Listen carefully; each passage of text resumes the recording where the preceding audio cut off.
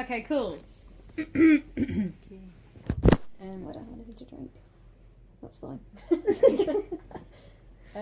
So, Han, can you hear me? Yeah. Cool. Should I just go straight into the first question? Maybe just explain, because Han didn't hear that explanation earlier. What did I say? Why we're here. Okay, Han, we're here because I've got my degree show soon, so I want to do something about queer women, and so I need to interview some queer women and see what you're saying and how you're feeling, basically. So I've got some questions which I'm going to use to like just spark conversation with you. So yeah, see how it goes. Sounds great. Cool. One thing is that I think there's a very tiny delay between us, but that's okay. Yeah, there definitely is. Okay, so the first thing that I want to ask is, what do you see as straight culture? Should we just throw? Are we doing Yeah, word just- association? Just like whatever comes to your head, just go for it. Boring.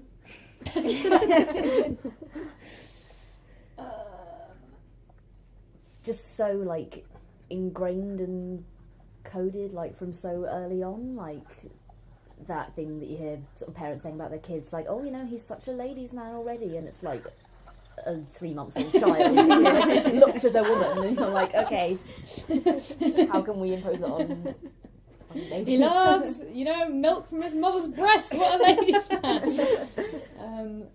Yeah. I think of like shit clubs, like really shit clubs, and men in like ties and blazers in clubs, dancing to like shoes without socks. Ariana Grande. That's what I think of. Yeah. So what do you think, with your identity, what do you think sets you apart from that?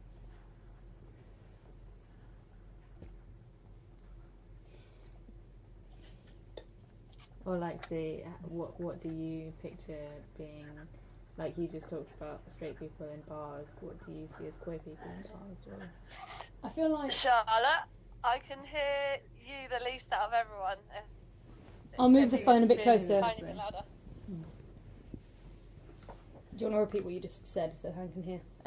What did you just hear me say, Han?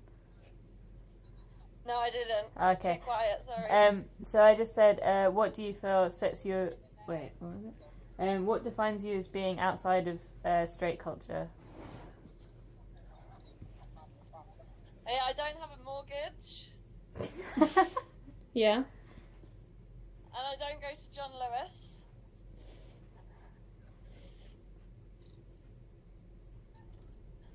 Why does not having a mortgage make you outside of straight culture?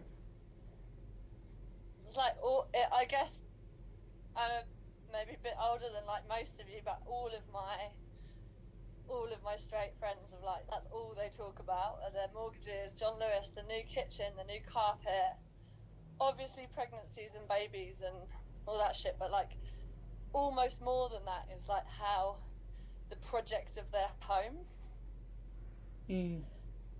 How do you think that seems to all revolve around wealth? How do you think that fits together?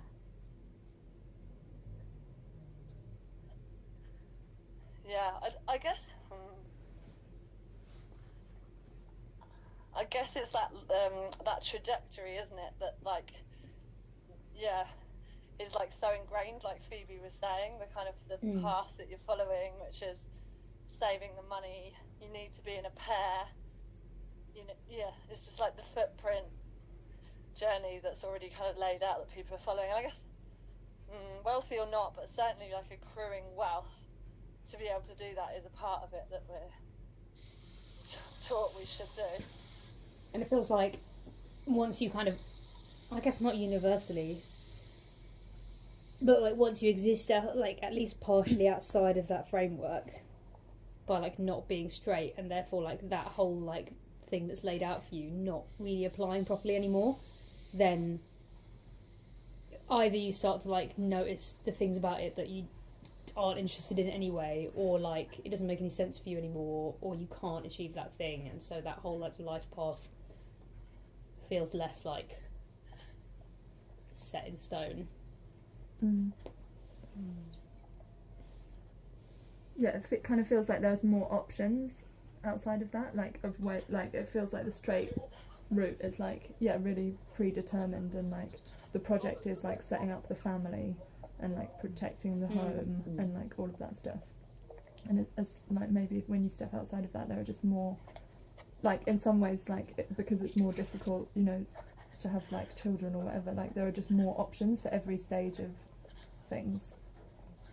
But then maybe we're speaking from like a relatively specific, like middle class Londoner kind of perspective on that.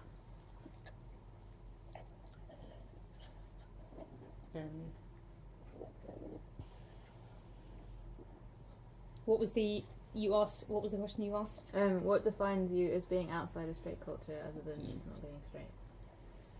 For me, I think there's a thing about like how much you give a shit about what other people think about you. And I know like it sounds like I don't really want to like place straight people into a box of like, you, because you're straight, you care loads about what people of the opposite sex think you look like, or like whatever, those kind of things. But I think that like within queer culture there's an active like rejection of those like societally determined ideas of what you should look like, what you should spend your time doing, how you should live your life. That's like an active rejection. Like, when was the last time you met a straight woman that didn't shave her legs? Realistically, for me, it was a long fucking time ago. Whereas, like, queer women I see, like, all the time. It's just like... Yeah, we kind of question things more and just, like, be creative with how we make those decisions and, like, make them more consciously instead of just being, like, fed them. I feel that sort of mostly to be true, that sort of like they're not being like as set sort of prescribed ways to look as such, but then you do kind of get the other side of it, especially in gay male culture, of like categorising looks. So there's otters, bears and twinks and everything, so yeah, still having to fit into some sort of category. Yeah. There's definitely a look that goes along with queer culture. That leads on beautifully to my next question. So what are some key signifiers you feel are a part of your identity or style that you think are part of you being queer, or show other people that you're queer, or you do for yourself?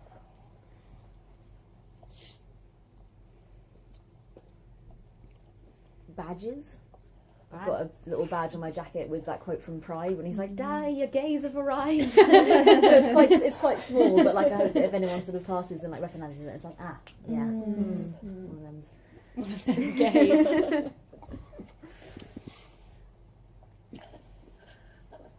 I used to wear a thumb ring for like about like 14 years, and then recently it fell off and broke in two. And then I was like, oh fuck, that's my thumb ring, I love it, I've had it for ages. And then I was thinking about getting another one, and then I remembered like that I probably originally bought it thinking like, yeah, this is a lesbian signifier, like people will know I'm gay by my hands if I've got a thumb ring on. And I want especially gay women, I want them to know. I don't want them to hesitate and not know. I don't want them to hesitate. So did you buy it knowing that it was something specifically to like signal to other women, or did it just sort of happen that you bought it? I don't know. That's how you felt about it when you were wearing it. Probably a mixed. Probably the former. Yeah, probably like quite intentionally. Do you think that like? Do you think that you have like picked out more intentional symbols because like you've faced more of a like? I feel like for me, people don't question the idea that I'm a lesbian when they look at me. like people. I'm not in a category of like assumed straight, really, ever. And like Han, maybe I feel like you more like not that often, but more often are in the category of like assumed straight. Yeah, that's true. So yeah, I feel like I don't necessarily intentionally pick out that many symbols, but I feel like I don't have to actually. You don't need them. I don't need them to be an uber les. Or maybe I am picking them out, but like I'm just doing it in a more like subconscious way. So, in terms of the way you wear them, are they for you more? Would you use symbols because they're more of a sense of community for you, rather than you trying to stand out as a lesbian? Wait, if I didn't quite hear that, but also, Charlotte, are all your questions just always to everyone? Because Yeah. I'm just conscious Yeah, they're just that to I don't everyone. want to... Yeah, great, good. Okay, cool. The question was like whether the symbols and stuff that you use visually are about like being part of a community or like standing out as a lesbian.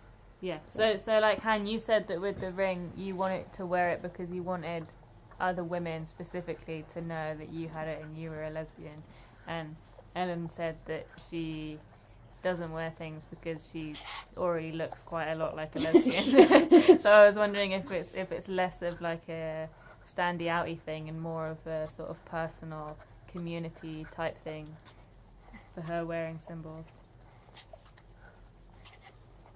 You asking Thank me? you. Well, yeah, kind of, yeah.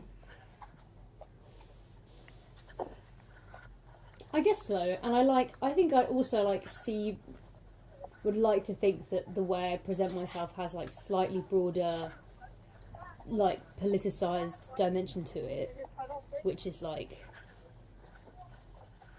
I'm not gonna dress in ways that are seen as like traditionally feminine necessarily, or traditionally like attractive to men, because part of what I'm trying to signal is I don't give a shit if men find me attractive, and like I'd actually rather they didn't. And like I like, you know, and I think I find that attractive in other queer women, and they probably find that attractive in me as well. Is like, you clearly don't give a shit about what men think about you, and part of that is like a political thing, and also like a community thing, I think. I think for me, all the things that I have now that like show that I'm queer, when I started wearing them or like dressing like that, I wasn't conscious of that at all, and it was more just like, you know, starting to wear men's jeans because they're practical pockets, and wearing a carabiner because it's practical, and like, and then as I got older and like more comfortable with my identity, I was like, oh, that's why I went for those things. So like, it was never a conscious thing for like, and now I really appreciate wearing a carabiner, and I'll see someone else and like pick up on those things. But the reason I actually started doing it wasn't because I knew it was part of like a symbol or something. Yeah, I had like short haircuts and didn't shave my legs or armpits. Didn't shave like before I was ever with women, like, and then and like that I guess was kind of more of a statement about like gender conformity when I was younger. But then now looking back, I wonder if that it wasn't like, oh, I want to date women, so now I'm gonna not shave so that they can see that I'm bi. We're only shave one armpit. Yeah.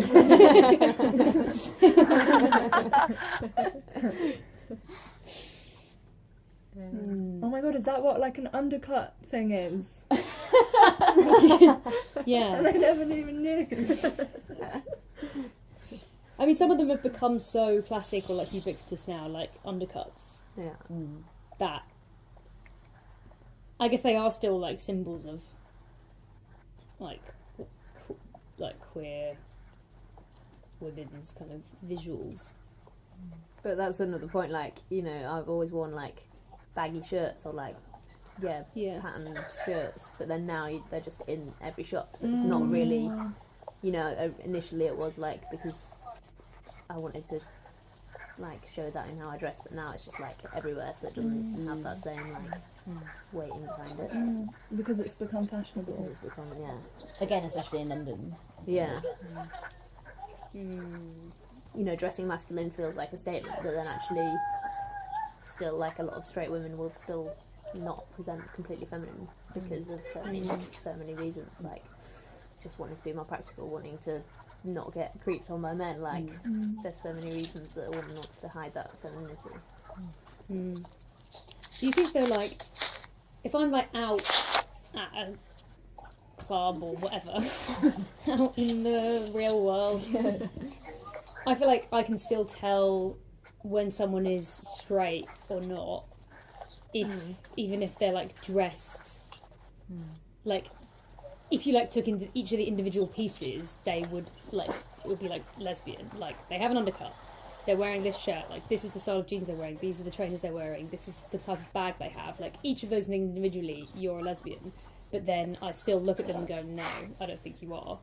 Do you think there's a certain way that people hold themselves? Maybe it is that. Really? Han pointed something out to me once that I thought was interesting, which was like whether lesbians have worse posture than straight women. I definitely think they do. Every lesbian I know has terrible back, like. Yeah, and which is partly about like withdrawing the like your boobs, or like actually like reducing the like level to which your like chest is like the main thing that people can see. And like I kind of feel like I do it without consciously being aware that that's something that I'm doing. So maybe it's that. All the straight women are like tits first.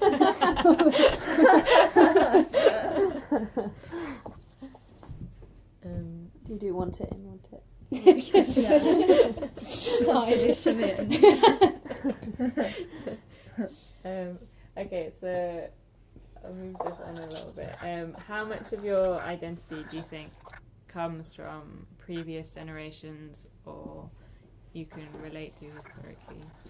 Like, for example, with the clothing, how much do you relate to, say, like... That doesn't sound good. Was that you or me? It was me. I've lost Han. Hang on a second. Boo, boo, boo. It's possible her phone's died. It's likely. She's walking along the road though, she also might have just lost signal.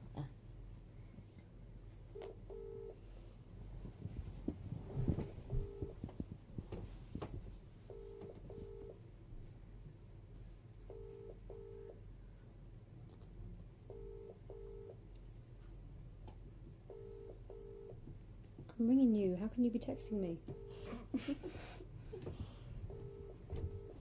Posture thing is fucked. I didn't know Do you that. think it's true? Like, Yeah, I'm also, gonna like, keep an if eye out you- for it, but I- like it makes sense. Like, And I think you naturally have an inherited level of like, I don't know, shame feels like the wrong Yeah. word, but Yeah. I think you sort of carry yourself in a way that like relates to how you think about yourself and Yeah. how you is your think thing about- on, by the way? Yes.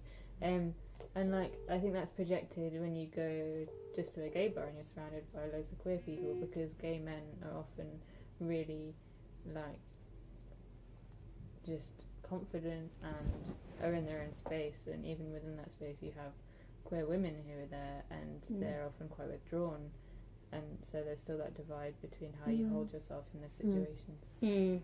Totally.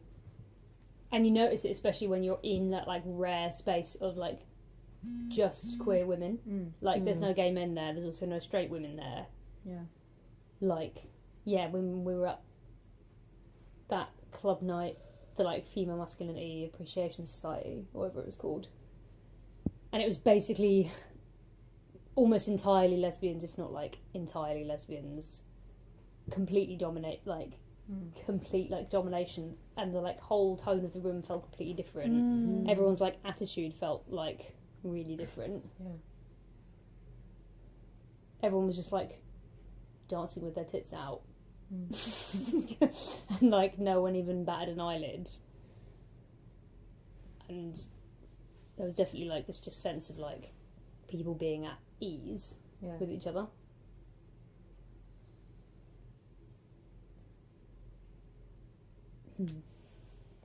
What was the question you asked? The next one? The historical thing. Yeah, how much of your identity comes from previous generations? Yeah, I think for me they pretty much all have, because it's basically just like trying to show kind of that butch style of being practical. And I think really only until it's only been in the past couple of years where I've kind of identified with the queer scene itself, so I've like maybe realised what like signs are and like wanted to kind of use them more. Or like felt the need to. I think I have like a particular hang up or like bugbear with gay culture, I guess I would call it, as a whole, still being really dismissive of like traditionally lesbian or like women styles, like the tradition that like lesbians don't have any style, they don't know how to dress themselves, butch femme is a bunch of patriarchal bollocks, like all of these things that have come from gay men,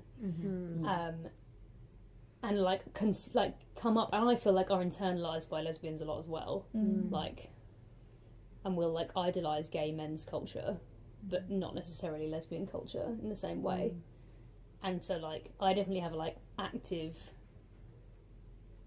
actively seeking to be like, fuck yes, butch women are amazing, or like yes, that like whole culture is really cool, and or like, you know, green common hippies and like separatist 1960s lesbians, and like trying to like push back against that, because I think it like creeps into gay culture as well as straight. And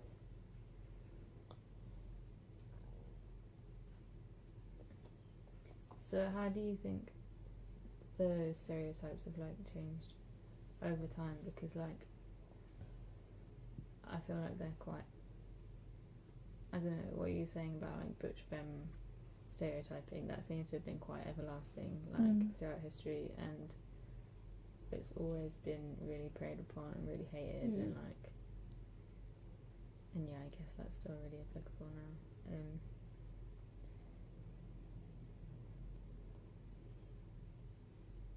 it feels like to me within lesbian spaces now that there's a lot more like openness, or at least appreciation of butch femme as a dynamic, whereas previously, because I guess of like having these like outside attacks of being like other people defining lesbian, like what it means to be a lesbian as butch femme, like such a rejection of that with like lipstick lesbianism and like fucking power suits that like combine like these like butch and femme identities into some kind of new thing, and now it feels like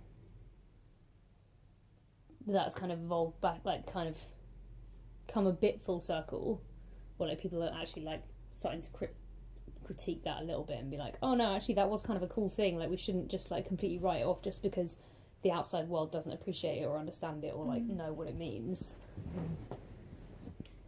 Do you think a lot of the signals that we use now to identify ourselves as queer come from butch style in particular? Because like, for example, when I was interviewing you about Carabiners, like every single person said it's because of the utility, and that utility is something that historically comes from the butch women going and working for themselves. Yeah, I can't really think of any like queer signifiers that are femme. Like, do you know what I mean? And like what you were saying before about like, yeah, sort of lipstick lesbianism as being quite kind of looked down upon. It's like if you're femme, it means you're more closely aligned to straight culture. Yeah. Yeah, I can't really think of anything. Having your tits out. Do fen lesbians have better posture? Yeah, So no, we you're, should do a study. I guess there aren't really. Yeah. But also, like, when you, like, oh, she's obviously a lesbian, it's almost always someone that's butch. Yeah. Like, you never really Yeah, yeah. female femme people. Rarely, unless, like, there's something obvious, like, yeah. But then, like, maybe some of those, like, things that originally were, like, butch signifiers, like an undercut, as things, as, like, Right, society yeah. has changed and it's now way more, like, acceptable for women to have short hair, they're not actually seen as butch anymore. So, like, I don't know what I'm actually trying to say that means. Like, if I saw someone with an undercut, I wouldn't necessarily think that indicated whether they were more masculine or more feminine, but it would definitely say they were queer. What, Maybe. like, what, if you saw a woman in a club, like, what would you use to be like, she's definitely a lesbian?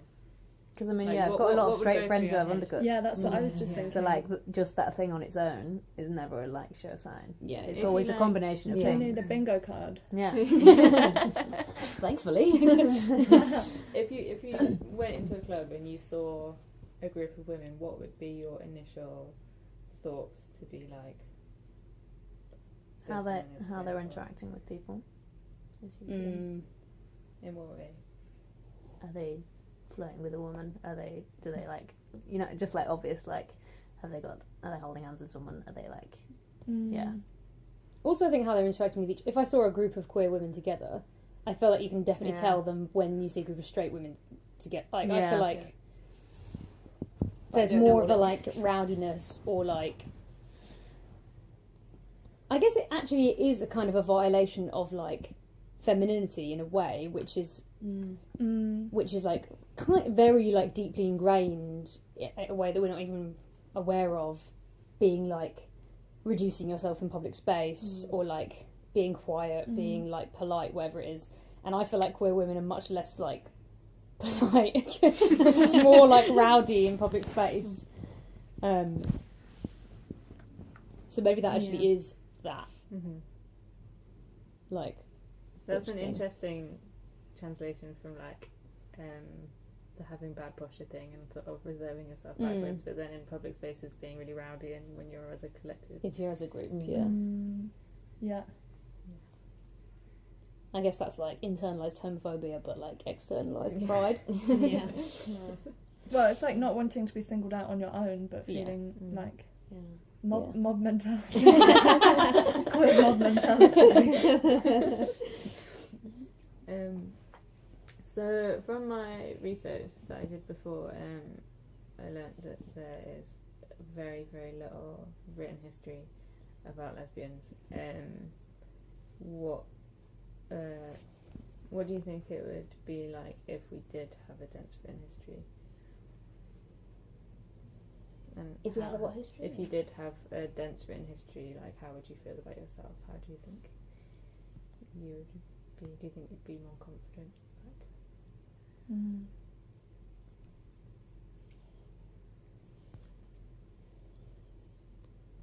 I think I'd probably be more confident. Like, I definitely quite often people say like, "Have you got a boyfriend or whatever?" And I won't even mention that I've got a girlfriend. But like, if I had a history, it might give me the confidence to like always say that because it would just be more normalised. Like, people would have heard of other things. You could like, you'd have more like to back yourself up with rather than just being like, yeah.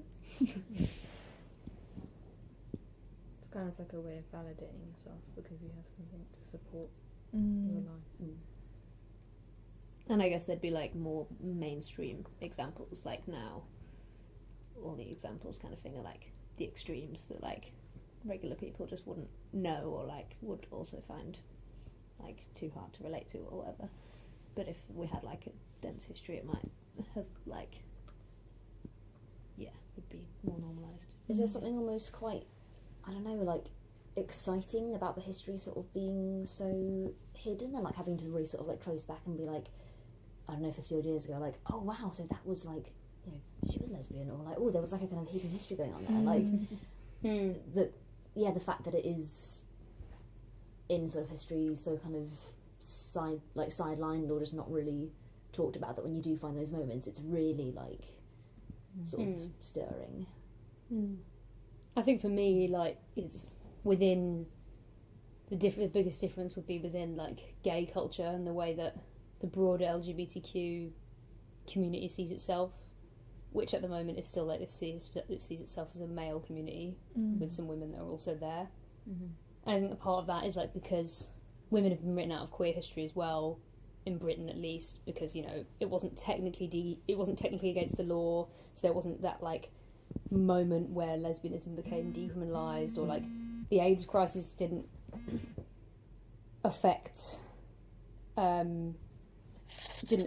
women as directly as it affected many men, and like those are those things that are like seen as the like pinpoints or like turning points in gay history have like written women out because they weren't Explicitly about. actively written in, I guess.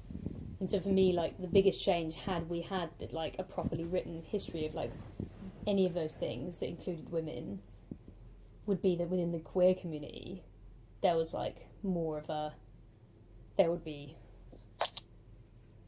more of a like shit lesbians are cool attitude, rather than a like lesbians are that like other like weird sideshow to how like gay men's show. I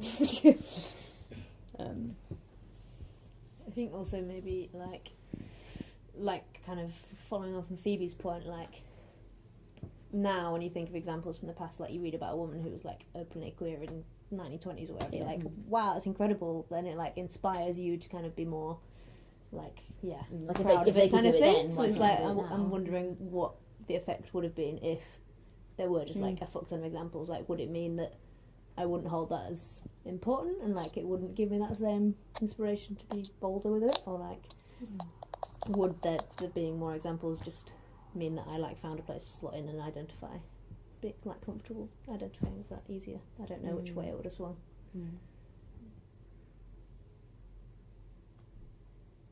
Yeah, maybe there's like a kind of weird satisfaction in a way of like not having a history means that you kind of don't assimilate into mainstream culture. And like if you don't want to assimilate into mainstream culture because you think it's shit, then that kind of fits relatively well. And, you know, like queer women know their own history because they have bothered to look it up, but no one else does. But I mean, that does feel a bit sad. Or like, fine if you're already out and really confident and like having a great time of being queer, but like if you're having a shit time of it, that's probably really shit. Or if you don't know any other queer people, you don't. The other day I was chatting to my friend about this, and he was saying that he like never wants to learn about his history kind of thing, and some of my friends were like, oh, but that's a really positive thing because you don't feel like you have to know that history. And that was a really interesting like perspective, that they saw that as a positive, like that's kind of quite a luxury to feel you're comfortable enough with your sexuality that you don't need to know your history, but like it's a privilege, definitely.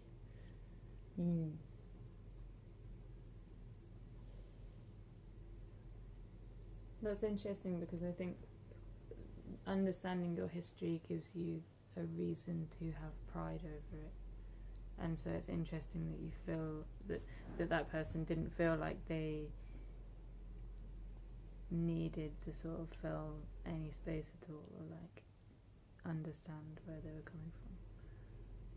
Because definitely with like a lot of queer women that I know, they feel like they have a lot of internalized homophobia because they don't understand where it's coming from or where their history lies. Like, and it takes you to understand that to be able to understand yourself and like know where you're coming from.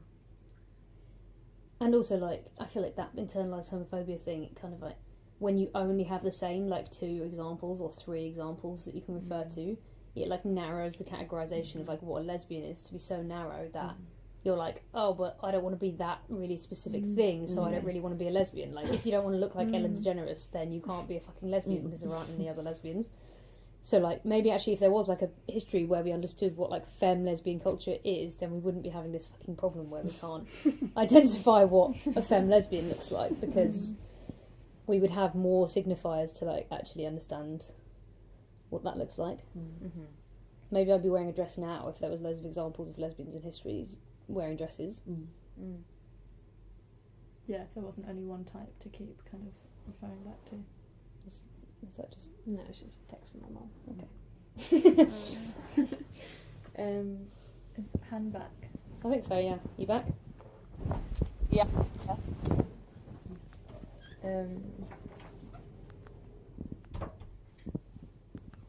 So I just want to ask that again. So Hannah, I was just saying, what do you think it would be like if you did have a dense, comprehensive, like, lesbian history to represent you?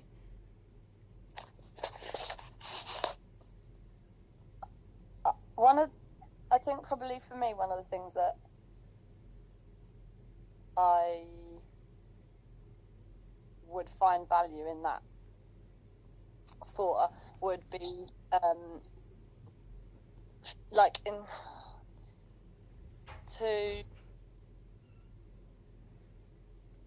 for people like my mum and dad and my sister's husband and his whole family and all of my mates from school and loads of my mates from where I grew up, for them, because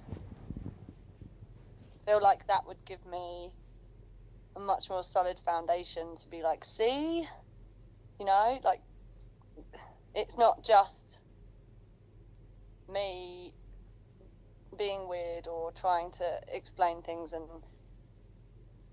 you very, very, very easily sort of shutting me down or dismissing it as just like an odd anomaly.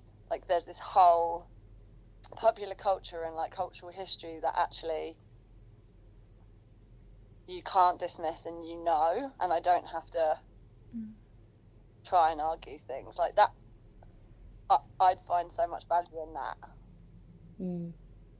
That's a really good point. Yeah.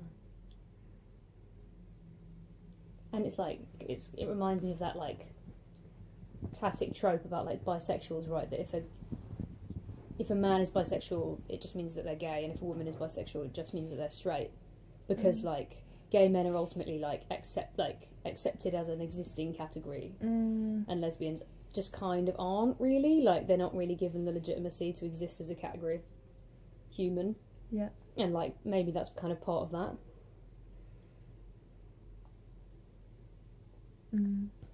Yeah, I was at the oh shit, Ellen, what's that weird museum in Oxford?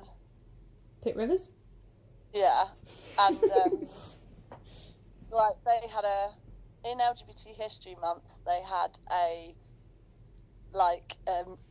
at the museum late night, which was like a whole queer history night, and a project I do called I do a little bit with some friends called Tales of Our City that explores queer history in Oxford. We went along and talked about the project and said we wanted to interview people and stuff like that, and it got a conversation going. And something that came out of it really strongly was like, almost like people wanted to like, and I felt this really strongly, you know, we were talking about queer history in this old museum, and this museum had like said, yes, let's have a queer night at this big old weird famous museum in Oxford, and it legitimised it for us. And not that it should have to, and it's kind of gross that we felt that in a way, but we all wanted to, like, we kind of wished that like our parents or our really straight friends like had come along to the evening and like been like, ooh, wow, so it's this real thing, and this posh museum wants to explore this whole queer history thing, and it really would felt like legitimising. Does that make sense? Yeah.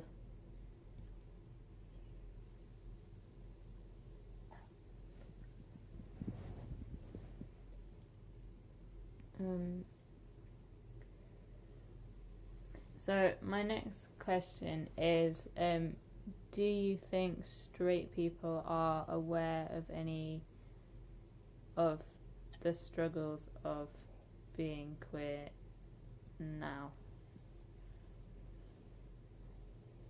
Because there seems to be quite an assumption that like everything's fine. I think they like to think that they understand. So like when you might like mention something in passing conversation, they'll be like, oh yeah. But then every time, even recently, I've had a chat with my sister, with my boss, with like people that I would think understood it. They've really shown to me that they had like zero clue. Like my sister the other night, I was like ridiculously drunk and getting all raged and yeah, and like in the morning she woke up and she was like, oh, now I understand why you like use the word queer, because like under the whole banner, like as a woman it's really hard to find your place, so like I can now understand that like having that like broad umbrella helps you identify with that. And like she had just never, even though I always talked to her about stuff, she just found it easy to be like yeah, but like hadn't actually like thought about the nuts and bolts of it. And that was really shocking for someone who most of her friends are gay. And she's fucking queer herself, so yeah. I think it's particularly interesting to think about because the majority of young people seem to claim that they're politically active or aware or spend a lot of time chatting shit about people that say the wrong thing on the internet, and like when you can't just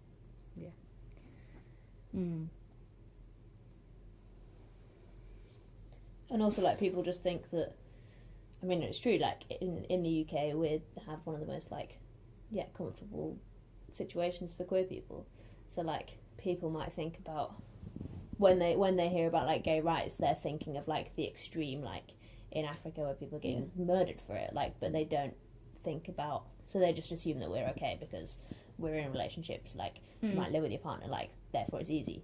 They don't think about like the day to day, like the 10 times a day there's a point where you like feel a bit of shame or like have to push yourself to be confident about it and like make that as a conscious decision to like be brave and show it, like and that takes quite a lot of energy as well. People just don't think about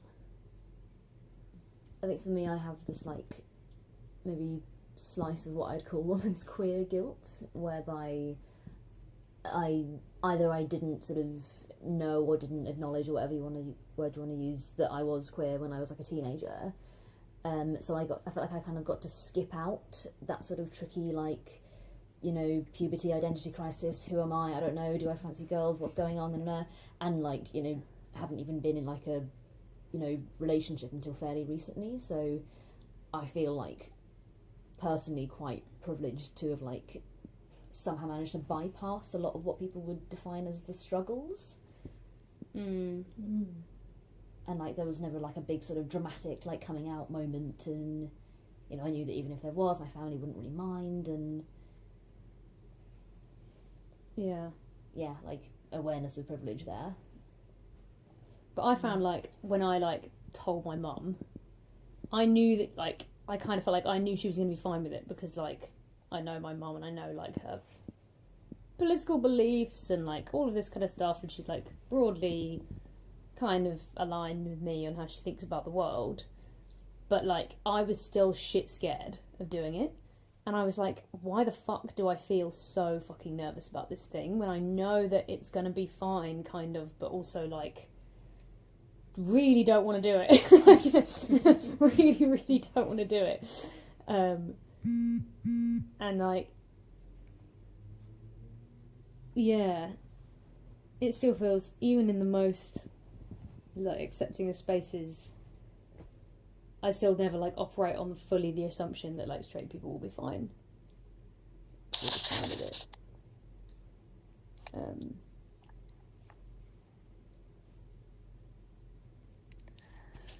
I feel like. But there's fine, and then.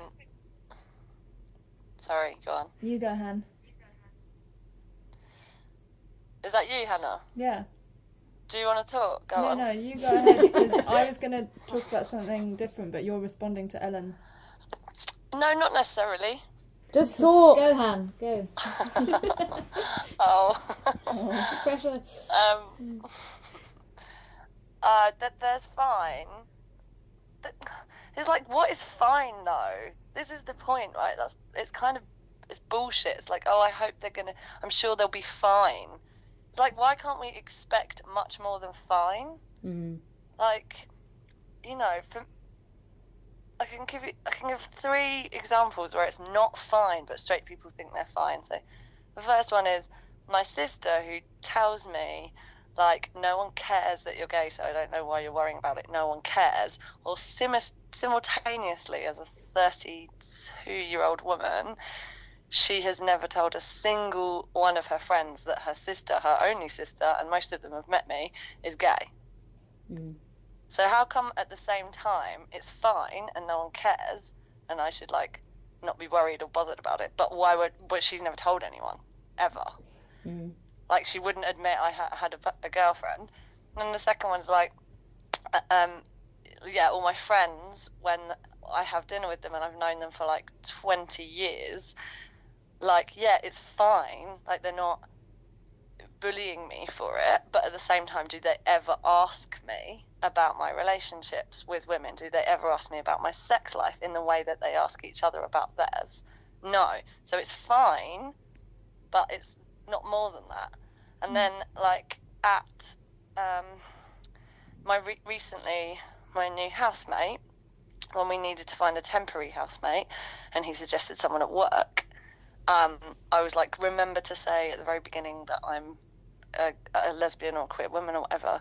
And he was like, well, let's show him the room first, and then if he wants it, we'll tell him. I'm sure he'll be fine. Like, with you being gay. It's like, what is this fine bullshit? Step up. Mm. Mm. People aren't actually fine. They're not unless they're really, like, telling their friends and asking you in the same way as they do everybody else. I don't know. Or they're being allyship, which is better than fine. Yeah, when you asked me, like, I think, like, we can, like, as queer people, become desensitized to actually things being quite shit. Like, when you asked me, like, oh, why did none of your extended family ask about any of your relationships? And I was like, well, it's probably because they know that I'm a lesbian, but that I haven't officially told them, so that they feel like they're being, like, polite, or they don't want to make me feel awkward or something by asking about any of my relationships. And you were like, yeah, but do they ask any of your straight cousins? And I was like, well, yeah, like, they'll be like, oh, so do you have a girlfriend? But nothing is ever asked of me. Like, no one ever asks me any questions. And I was like, yeah, you're kind of right. Like, that is weird, and I, like, kind of understand why they've done it, I guess. At least I think I do. Because they, like, feel like they're in some way protecting me, but actually they're not really. They're just, like, being really prudish and, like, not wanting to, like, see what they would see as putting themselves out there, or, like, and like, doing something that then they might be making a mistake or something, because it would be the worst thing in the world if they accidentally assumed that I was gay and actually I wasn't, because that would be the worst thing that had happened in history, because what's more embarrassing than being gay? Well, like, if you were to ask a straight person, oh, are you gay? They would be like, why are you asking me? Look at themselves and be like, why do you think that? Yeah, like, they'd be like, I'm sorry, what? Like, do you fancy me or something? Like, what's going on? My friend literally had a punch-up at a club who, like, literally 70% of his friends are queer. Somebody asked him if he was gay and he ended up having a fight. So, yeah. Wow. And couldn't understand when I, like, questioned that and was like, yeah, but do you not understand? Like, yeah, he was just like, but why is he assuming that of me? He shouldn't be assuming that of me. It's like the value judgment inherent in that. yeah. It's awful. So basic and yet so unchallenged. Yeah. And also, like, it's incredibly offensive, apparently, says popular culture, if you look like a lesbian. Like, like to look like, you know, like on a TV show or a podcast or the radio, someone like some popular culture personality might be like, you know, and I dress quite boyish, like not like a lesbian, like I don't know if I'm a lesbian, just a bit boyish, and everyone's like, you know, because that's offensive to look like me or you. When I was at uni and was like experimenting with how I looked quite a lot, and like lots of different like hair, like very very short haircuts, and like what I wore and stuff as well. I remember actually saying like with like my internalized like homophobia and uncomfortableness with my own sexuality, I remember saying to my gay housemate, like looking at myself in the mirror and being like, oh my god, I look like a lesbian on holiday, this is like such a bad outfit or something, and him being like, Hannah, like what the fuck? Like, you're bi and what are you doing? And yeah, but like, yeah, how even that is like internalized in, like, I hope not anymore, but like when he pulled me up on that, I was just like, fuck yeah. There was something not very right in my head about this. And then the response of like the gay or the lesbian community to that is like, I guess the same with any minority community, right? That like if you then have someone that is a representative of your community in like mainstream spaces, they have to be like the most upstanding, like perfect representative.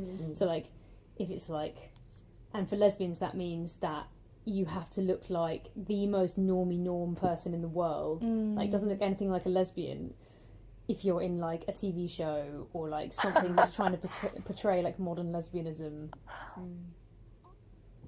Just to a mainstream see, audience, they look just like you. Yeah, and you're like, they don't look anything like a lesbian when you're watching it. Like, apart from when they have sex. Yeah, and even then. Actually, on that, I've just thought, what do you think the L word has played a role in like how people perceive lesbian fashion and like? I hope it's played no role. Do straight people? Does anyone who's not queer watch the L word? Not anymore. Maybe when it was so. first, I don't think so. maybe when it was first on, they did though. Was it like a? Really? I feel like for our generation of people, obviously you've sought it out if you're a massive lesbian, that's the entire thing. But like if you're not, then obviously you haven't sought it out because it's a terrible program. But like maybe that's different. Hey. Maybe that's. Apart from me. Yeah, but you haven't seen it. Exactly. I watched it on the train the other day. It was great. Okay, so sorry, you go. I was just going to say about the L word. Yeah, go for it. I'd love to know. I don't even know what I was going to say. I think like the L word did that like kind of bridging job of being like they're like acceptable levels of lesbian look in how they looked and their lifestyles and how they acted. Like They were all they're very attractive. Oh yeah, they're all really attractive. They're all like skinny and like fitted into a lot of like they're all, well not all of them, no yeah, all of them were ridiculously wealthy and like lived in these massive huge houses, and like even the ones that were supposed to be like poor were still living in like fucking Hollywood. What the fuck? And there weren't any like stone butches in that program or like hyper butch women, except like one storyline that like then actually follows a trans character. And like Max. And so it's kind of like it was like an interesting spread of like different kind of people, but like only within a very narrow range of like they're all young and hot. And like, but then what? I guess like what other sitcoms or dramas would go out of that one sort of range? Like, you have to kind of pick something. Otherwise, I guess all people in all TV shows are young and skinny. Yeah. Why do you think the L word is such a cult thing for lesbians? Because it's the only thing there is that's that long. Especially. There is so much of it. It's like a contemporary history that you've always wanted. And because I feel like it did like that job of like knitting in some of those like signifiers and like things that to queer women are really recognisable as part of queer culture into a framework that kind of was just like a generic like soap opera-esque kind of framework that everyone recognised. Like the thing about like the chart in the first series, or where it's like, oh yeah, lol, all lesbians have like, everyone knows everyone in the community, and like to lesbians that's like something that's like funny and self-evident, and like you're like riffing on the humour of like what it's like to be part of a really, really small community of queer people. And for other people that reference just passes them by, and they're just like watching this programme where people have their tits out all the time probably, so that's why they're watching it. A lot of sex. There's so much sex. So it like melded those two things together. But ultimately, yeah, it's kind of the only thing. And even though there is a lot of sex, it's quite nice that it isn't like purely sort of based on the sex. That wasn't there, like, was it Sugar Rush or something in the 90s? And that was just yeah. like Raunchy. Was that the one with Billy Piper? What was the one with Billy? St. Brighton. Was that one? Yeah, she is in. Yeah. No, that's that one remember. where she's that teacher Oh yeah, with the woman from Skins. Yeah. That was a weird one. Yeah, The that was Scottish weird. one. No, that's Lip lip service. service. Maybe I was thinking of that one. I think the other thing about the That's L the only word three I know. is that it was a show about lesbians, but it wasn't about being a lesbian. Yes. Like it was Yeah. about it was about lesbians, but it was about their like ridiculously over ridiculous dramas that like involved the fact that they were lesbians, and sometimes that would come into it, and like their family's attitudes towards their relationships, or like the people they were friends with. But mostly it was just a drama where the main characters were queer women, and like there weren't really any male characters, and like that was the whole show, and that was. But it was actually about like people having babies, or like people falling out with their friends, or sleeping with random people, or like getting cancer, or whatever it is. Do you think it's beneficial to show lesbians in a program that normalizes these activities, as well as like showing a little bit of struggle and like Yeah, I think if it's like just about the struggle and that's the main focus, then like straight people find it really hard to take that on board, or like have a conversation about it, or like but if it's just kind of part of the background, then they can kind of notice it. And it's boring as fuck as well. I can't like. There was this thing that Russell T Davies said, who's gay and wrote Queer as Folk, and then wrote the like Cucumber Banana, whatever they were called recently. And after he finished writing those, me and Rowan and Verity were pissing ourselves at this comment. But he was like, "Okay, like the next thing I'm going to write, I just don't think there's been enough written about deaths in the AIDS crisis." And we were like, "You shouldn't laugh at that, but like." Is really the only thing that you can come up to write about in the queer community is the like most fucking traumatic, like horrific things. Like that's the only thing that's been fucking written about you. Like is our constant trauma, and like there isn't any of that like thing that he kind of did with his other shows, which was like not just trauma all the time, or like any program that has a lesbian in, they obviously die at the end of it. Well, like all of this, it's like oh god. Yeah, well, I think one of the things about the L word for me was like being able to see like what being a grown-up lesbian looked like, and it like sometimes looked really fun, and like and like people were happy, and like obviously they had like difficult dramas going on, but like being like quite unsure about my sexuality, and like watching it with like one of my first girlfriends, it was like I don't know, it's like exciting, like that being an adult queer could be fun. And not just be like hinged around the struggle of being queer. Yeah. Like, you could just have other struggles as well. Yep. I don't think it's done good things for style though. If that was the side of the that question. was I remember in the first episode, and Shane walks along the road in that leather corset. Leather corset with nothing underneath and flared striped trousers. And you're like horrifying, horrible. Was even that memorable style? All I can picture is like Bet's power suits. That's the only like clothing. The cuffs. Yeah. Collars. So much collar. Anyway, that's probably enough about the other word. Yeah, Ham's gonna hang up. So there's quite a lot written about queer history in general, but how do you feel when you learn about queer history and watch films and read books and see TV shows, and women are either not mentioned or have tiny parts or not fully represented?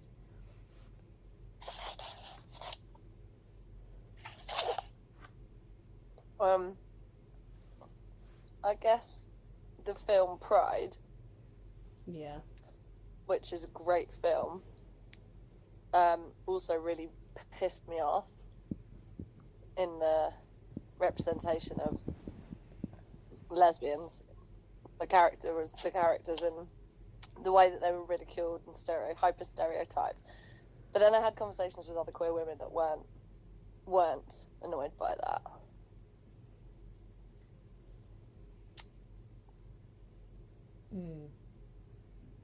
And it's almost a bit self-referential in Pride as well. Like, doesn't that one lesbian kind of keep saying, "Oh yeah, I'm the one lesbian. I'm the L in lesbians, gays, problem minors." So it's sort of aware of its own. I didn't mind. Yeah, I would have minded it if it was a fictional story, but I guess because I was like, this is actually reflecting the patriarchal world of real queer activism that did exist, and kind of nodding to it in a way. It didn't annoy me. If they'd written a fictional storyline about a fictional group and not included any women, I would have been like, what the actual fuck are you doing? This is bullshit. But because it's it was a group of gay men who didn't really give a shit about women. But that was used as a punchline. Yeah, you're right. The lesbian was Yeah. that was the joke was hey, I'm here too. Yeah. And the bit where they split off and form their own separate organisation to be you're not taking women's issues into account is a joke. Yeah, exactly. A joke in the film. Yeah. I mean, just in Friends, Carol and Susan. Oh yeah. To me, they're a kind of joke couple as well, right? Yeah, totally. Yeah. The way that they talk, even the both of them talk in this really weird, whiny way that the characters are annoying. I think purposely. Yeah, and I feel like their main purpose in the storyline is a slight on Ross. Yeah. That it's his wife left him to be a lesbian. Lol, how could he must be terrible in bed or yeah. Yeah. And then in Queer as Folk, in that whole series, and I suppose again, like you were saying, Ellen, there's a little bit of well, that's how queer men treat queer women, so let's just represent that and be real. But yeah, the lesbians are there just always taking the piss out of there's this line where they pull up outside the house and Bernard or whatever his name is Susan, we've got lesbians, and she goes, and to think I'm out of herbal tea. It's just a joke about the things that gay women like, or the tea or the way they dress, or.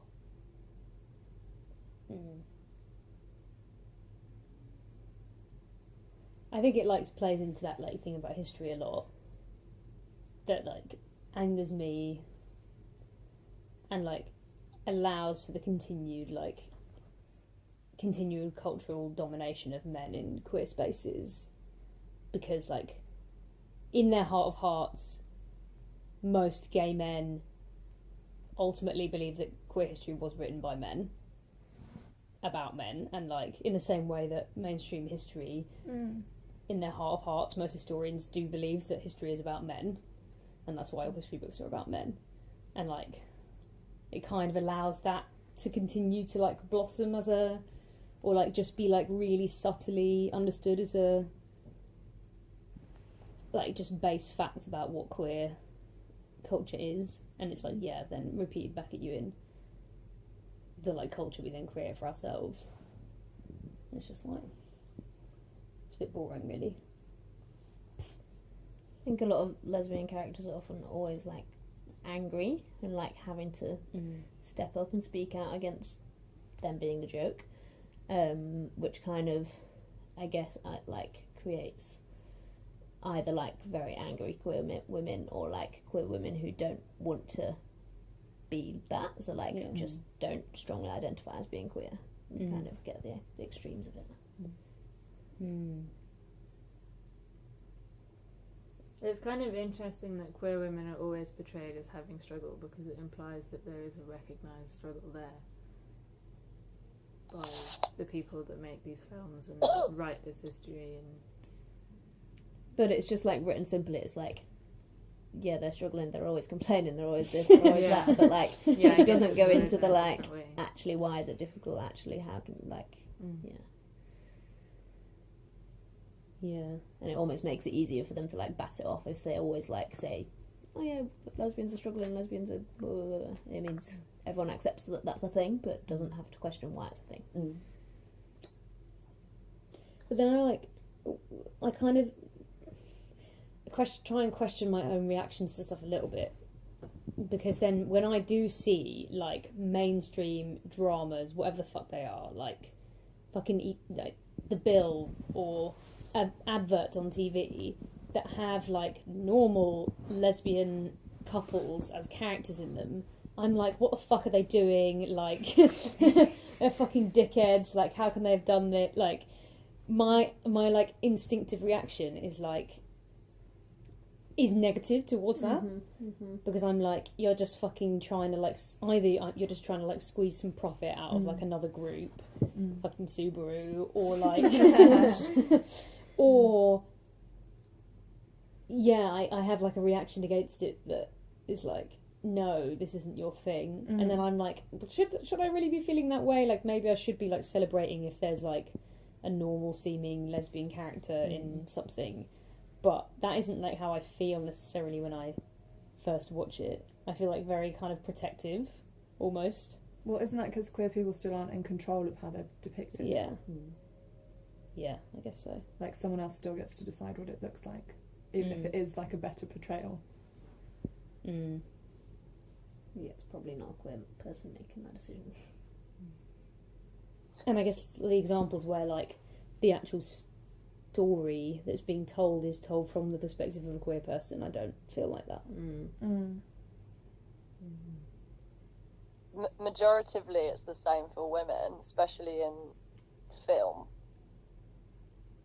You know, women aren't in control of the way they're depicted in film. In the main, the producers, directors, camera operators are men. Yeah. But back just on your original question, Charlotte, I was just thinking that I've like obsessively watched queer film for about, I think it's like 14 years, like really, really watch a lot of queer film, but no other types of film. And I think when I first did that, I had no critique. I just loved them all. I loved them all. They're probably awful films, and I loved them all. Like, I would come out of the cinema at queer film festivals, and people would be like, "What did you think of that one?" I'd just be like, "Amazing, brilliant. I just love it." And my friends would be like, "It was so shit. I walked out, Han. Like, I walked out of that cinema. What's wrong with you?"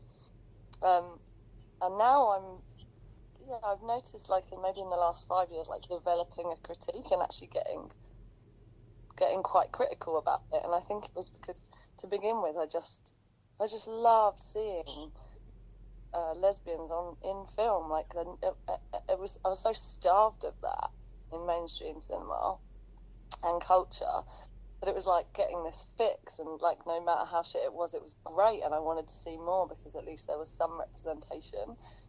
And now that I've watched so many that I've started to become fussy about it, I feel like, oh, that's what it's like when you see images of yourself and your community reflected around you, like constantly, you actually start to become critical of it in arts, you know? And that then, like, the rest of the time, like, what does that say about straight culture, like, the existence of straight culture, right? That, like, what it's like to be a straight person is for that to be the case 100% of the time. Like, every film you go and see, every TV show you watch. Yeah, I literally can't imagine what that's like, actually. One of the recent like Marvel superhero films apparently like cut a scene in the final edit that would have like confirmed pretty explicitly one of the characters' like bisexuality, and like it wouldn't have necessarily made it like a queer film. There wouldn't have suddenly been all these like, you know, queer women fucking to see it, but it just feels like it would have been so easy to have just kept that in and like helped to sort of normalise it, and like no skin off anyone's nose to like not have cut that just that one little moment. And like the actors like campaigned to keep it in. The director, who was a man, like campaigned to keep it in, but it's probably like the producers like, oh, that means it won't sell well in you know some country, and just a pain.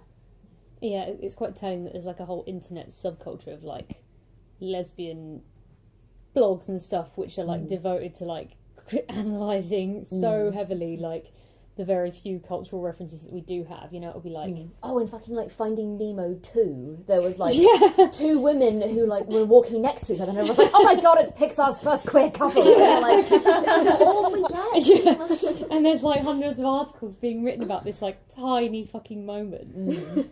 And it's like, oh really? And I like buy into it myself as well. Totally. Yeah. Because again, it's all we. But I mean, I feel like that's yeah. fine because there is a reason to get excited about something that you can identify with, even if it's a shitty little like second segment. Or if you have to do all the work yourself and like Yeah. queer it, like do a sort of queer reading of it. Queer reading of Finding Nemo. Are all the fish straight? Yeah. Yeah. I'm gonna go on to the next question. I've got 2 questions left. This one is a mixed one. Why do you think the song "All the Things She Said" by Tattoo has lasted as a queer / lesbian anthem, even though the 2 singers explicitly said they hate gay people? I kind of want to do my final piece on this, but I don't know how. I feel like it's like a reclamation, isn't it? To me, anyway. I'm like, kind of that, you know, it's ridiculous and that it's not a queer thing, but that the act of like claiming it as queer and like claiming it as your own is kind of both a like fuck you to them for like making this ridiculous thing, and also like a fun thing to do. I don't know. But then I don't feel the same about like I Kissed a Girl by Katy Perry, which I think is one of the worst songs ever written. Why do you feel differently? Yeah. I think because I Kissed a Girl, I guess it's like she still thinks of herself as like an amazing ally to the gay community, and like wins awards from like GLAAD for like best ally of the year or whatever, even though she's written like 2 actually like fully homophobic songs, or like songs that at least like perpetuate some fucking terrible stereotypes about gay people. And so I'm like, fuck you, Katy Perry, like I'm not buying into this bullshit that you're trying to sell me. Whereas like Tattoo, it's so camp and like hammy and like so obviously shit that They didn't go out seeking for people to be like, this is great, you're an ally, well done. No, they didn't, but they did do it on purpose. Like they did do the like, oh, we're kissing in the video thing. Like clickbait kind of. Yeah, they did do that. Somehow I found that less offensive. Like blatant, like clickbait snogging. I remember that video was the first time I ever saw 2 women kissing. And I Oh felt my so god. naughty. Oh yeah.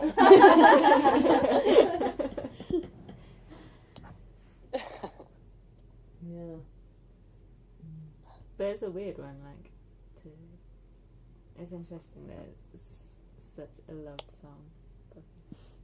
But I think it's interesting in the broader context of queer culture, a lot of which is about mocking, like camp is kind of about like a lot of irony and like liking things in ironic ways, but actually being really sincere about the way that you like them, and that like walking that line between irony and sincerity, and like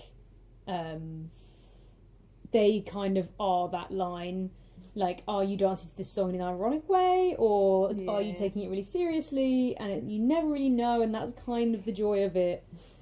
And so they've like accidentally played into a lot of those sensibilities of like queer culture in general, which are like reclaiming things, making like mocking yourself, mocking other people, doing ridiculous things, like wearing ridiculous outfits.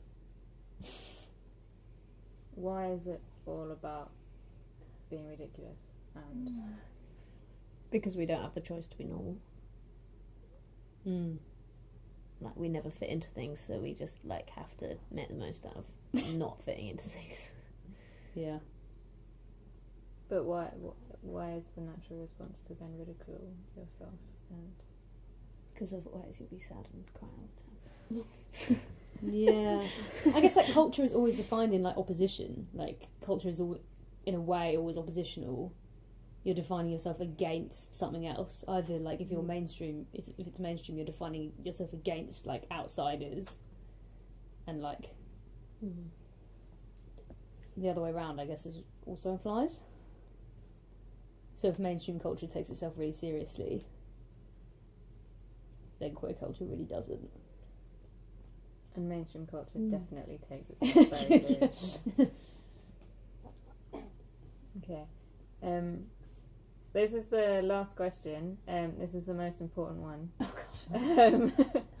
So, if you could create your own lesbian history, what would you include? For example, an event, a code, an item of clothing, a song, anything personal to you. Does it have to be historical, or are you talking like from your own life? It could be, or like Absolutely anything. Just like if, yeah.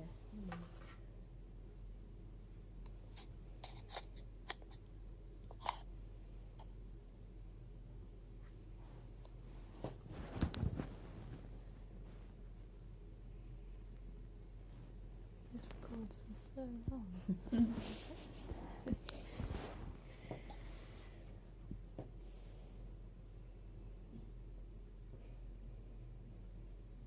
I guess it's like, what is important to you? What defines your identity? How do you see it? How do you see your life? Where does it come from? I mean, some of the biggest things that I like relate to are like, I guess like I'm thinking about like Woodcraft. It's like an organisation that I know has its history and it's come from a certain place. So like, and it's kind of had that progression through different eras and like political climates and whatever. So like, maybe kind of a big organisation or something that I was part of that I knew had come from like hundreds of years ago, and like so many queer women like learn things from it or whatever.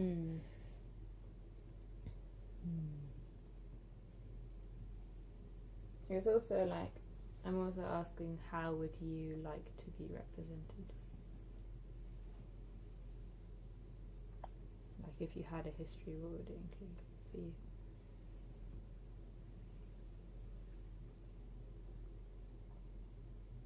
It just wouldn't focus on the struggle, I guess. It'd just focus on life instead of the difficult bits. I think for me, like, I almost want to see, like, I don't know, whether it's like women from Green and Common or whoever it is, like lesbians that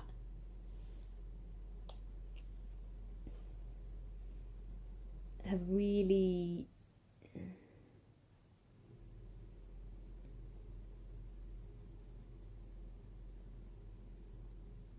like almost like aren't afraid to completely live their life in like a lot of what those stereotypes are.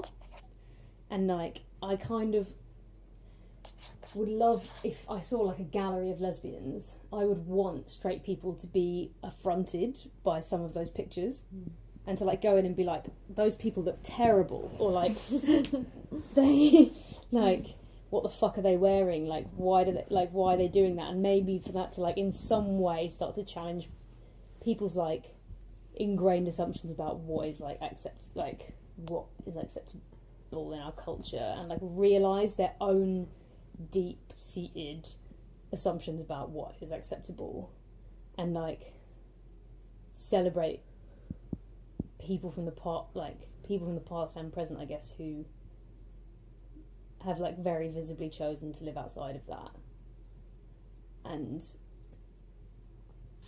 for their like lives to be a bit of a fuck you in a way, because I think it's healthy sometimes for our history not to be all about like presenting ourselves in a way that's acceptable to like mainstream culture, but is like about presenting the ways we think we're cool and the ways that we think what we're like creating and doing are amazing, and just being like, yeah, this is some woman from Greenham Common, she hasn't washed in 4 weeks.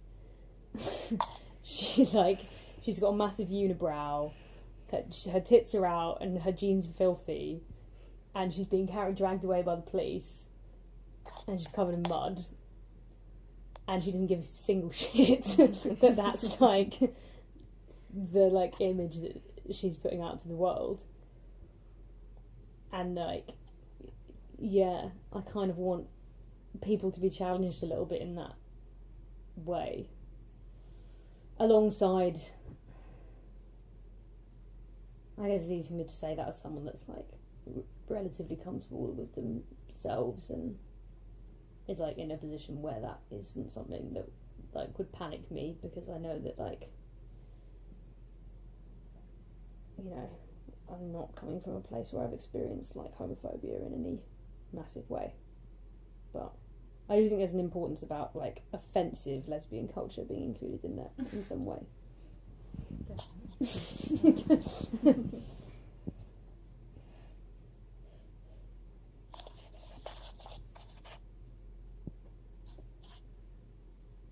Also, like spaces, buildings, like that you know have a history. That's a really important thing. So you like step into it and you like imagine people that were there 50 years ago or whatever. We don't have any of that at all. Like I can think of when I go to there's a women's holiday centre in Yorkshire, and like when I go there, I like have an inkling of that, because I know that there's only women been there for the past 50 years or whatever. Probably about half of them more are lesbians. So like I get that when I walk into there, but that's the single example I can think of a place where like I feel a kind of queer women's history as I go into it, and it's really powerful. Yeah, and there aren't any existing like spaces that are still open or exist. Yeah. Really.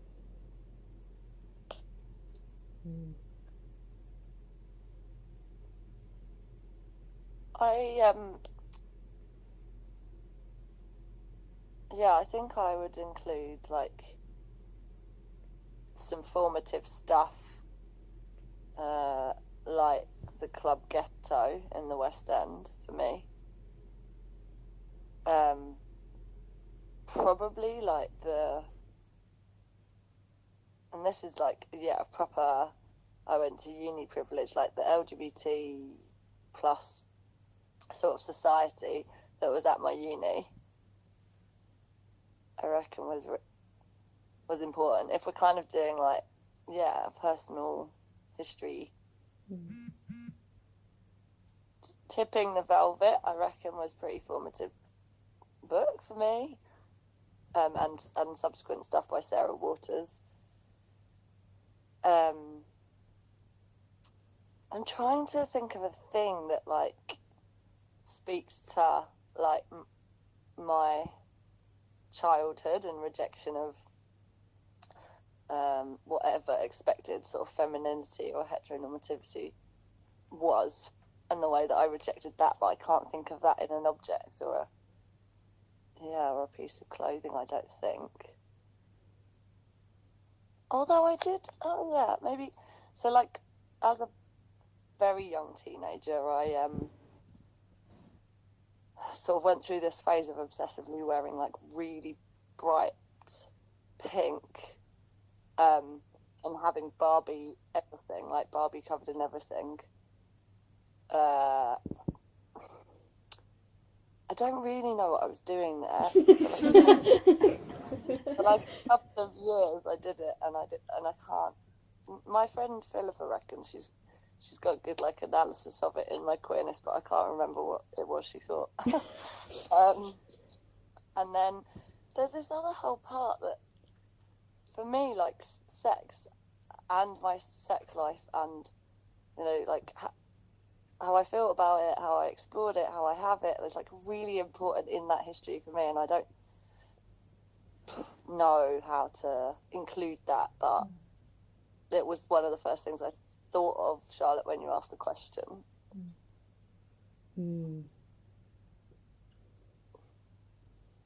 It's definitely the first thing that I thought of when I sort of asked myself the question when I was writing these, because such a prominent part of my understanding of myself, and I think for quite a lot of queer people, is you go through this phase of being like, maybe it's not true, maybe I do like men, or like whatever. And I remember really distinctly going through this phase of being like, I need to make sure that I've tried every option, because maybe I'm not. And just how damaging that can be to people, because you end up forcing yourself to do things that you actually know that you don't want to do. And I think that's such a big part for a lot of people's lives, of like learning who you are. And yeah, it's like the beginning of understanding that there is a possibility for you to accept yourself, and like, That thing about sex, like, yeah, it's kind of interesting that we've not actually talked about that at all yet, because it is relatively fundamental. I mean, it's kind of the whole thing, isn't it? Yeah. And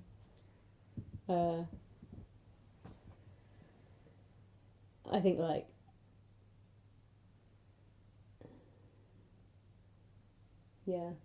some memorialising of really great sex between women.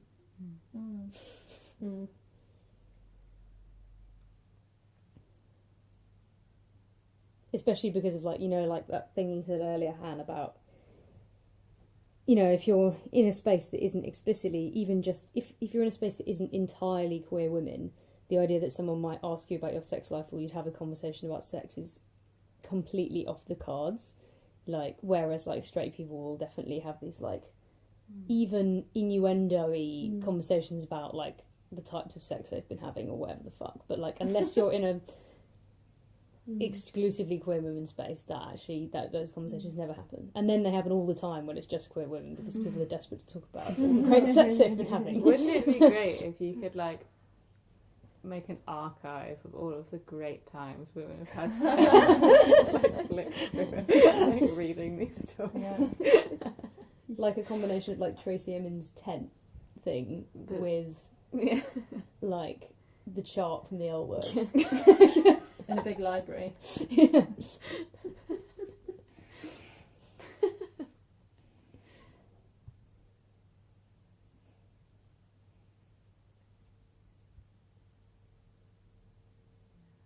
Actually, yeah, that's one thing. Just to go back to the L Word very briefly. I think, like, one of the most amazing moments, like the moment in the L Word where I was like, this programme is good, is there's this episode which is like the only episode which isn't completely traumatic, where they're on a cruise ship. The lesbian.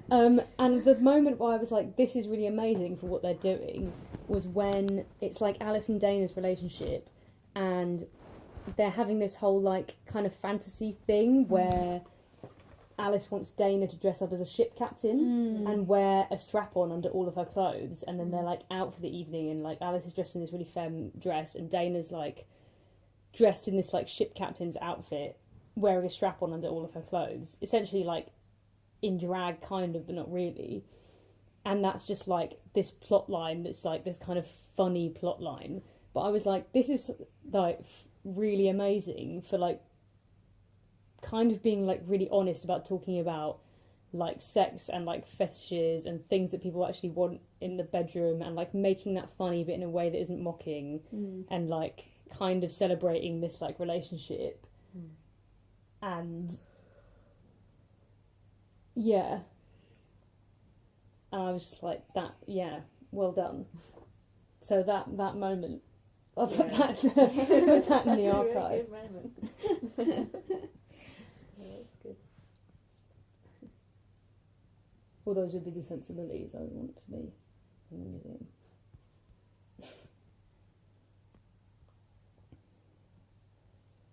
All I can really sort of come up with at the moment is a like queer lady version of Queer Eye, which I think there already apparently was. Like, Really? yeah, back in the whenever it was like first out, and I didn't watch it because I didn't know about it back then. But like, just the way that you've got these like, sending these sort of 5 gay men of kind of varying degrees of camp, varying degrees of like fashionable, to like sort of fix, quote unquote, but well, mostly straight men, but then like there's a couple of gay men who they kind of talk to as well, and it's just all, it's not just about like, oh, we're going to make you look fabulous, it's all going to be beautiful and amazing. It's like really sort of addressing kind of things about toxic masculinity and like being in touch with your emotions, and like just there being so many like different, showing you so many different possible ways of being a man, whether it's a queer man or a old man or a married man or An old man. Yeah. like to have just a really good version of that for like queer women or like queer people in general, just to kind of see the different ways of being that are out there, and for none of them to be judged, and it's all just about like heightening what's already there and making it just like the best that it can be.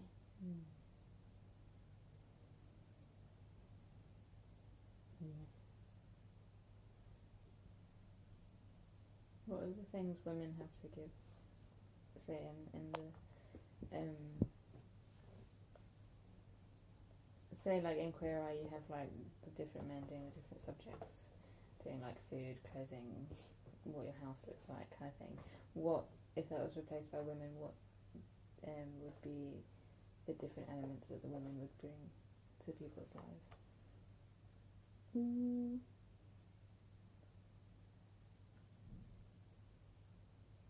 Or like, I don't see why it couldn't really be the same. I elements. said that wrong. I mean, so like, with the, say if you had a group of women going to do another straight woman,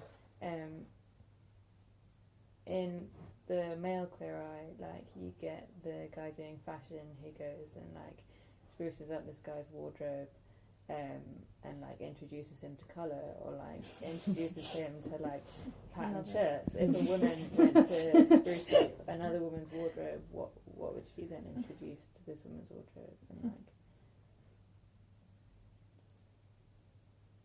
because like for a man, like patterned shirts, they're quite a camp thing, I guess. And like, so what would a woman then bring to another woman's wardrobe?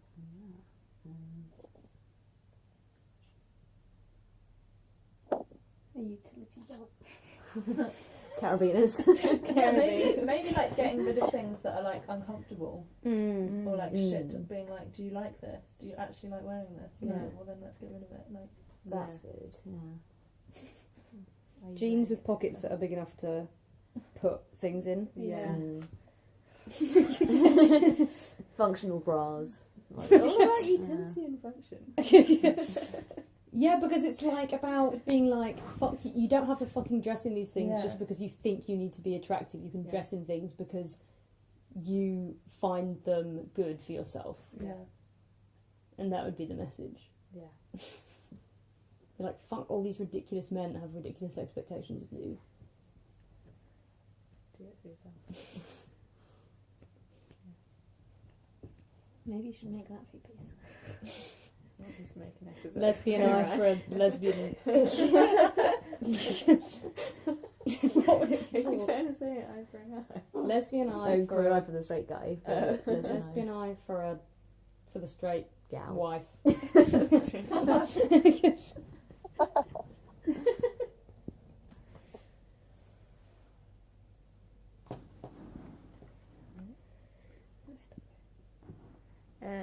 Okay, so that was quite long. If you have anything else to say, go for it. But I don't have any more things to ask you.